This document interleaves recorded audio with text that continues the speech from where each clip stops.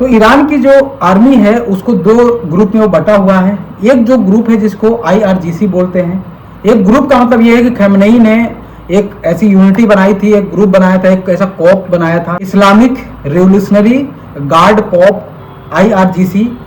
तो वो लोग क्या करते थे, वो बहुत मजबूत यूनिट है दोस्तों।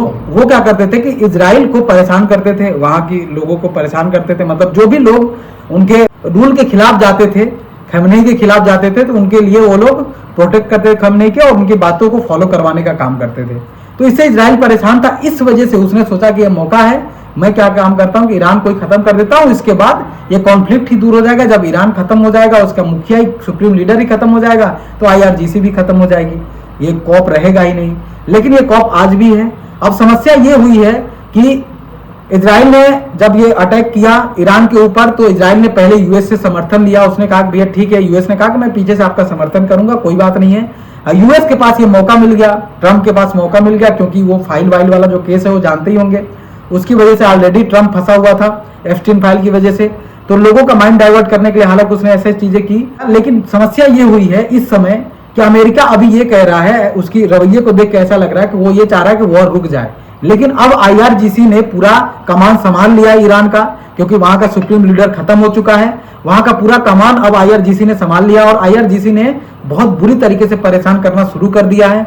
अमेरिका की जितनी नेबर कंट्रीज थे, जो आसपास की जो कंट्री थी जिनको प्रोटेक्ट करने का काम अमेरिका ने ले रखा था, उनके ऊपर पहले IRGC ने अटैक करना शुरू किया। इजराइल अब छोटी छोटी मिसाइलों का यूज कर रहा है, लेकिन वहीं IRGC बैलिस्टिक, बड़े बड़े बैलिस्टिक मिसाइलों का यूज कर रहा है, जिसकी वजह से पूरा ऐसा लग रहा है कि वर्ल्ड वॉर में चेंज हो जाएगा ये सिचुएशन, अगर ईरान नहीं रुका। ईरान से इनडायरेक्टली इस समय प्रेसिडेंट ट्रंप कहना चाह रहे हैं कि भैया वॉर रोक दो। अब उन्होंने जो शुरू किया था वो मकसद पूरा नहीं हुआ। उन्होंने सोचा खamenei को मार देंगे तो क्या होगा कि ईरान ऐसे ही खत्म हो जाएगा। लेकिन IRGC ने पूरा कमान संभाल लिया है, और वो इस समय नाको चने चबवा रहे हैं अमेरिका को।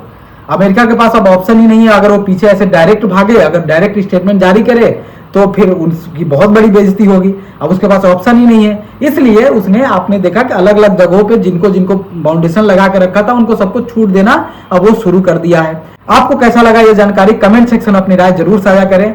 अगर ये जानकारी अच्छी लगी हो तो ज्यादा से ज्यादा लोगों तक शेयर करें। जय हिंद, वंदे मातरम।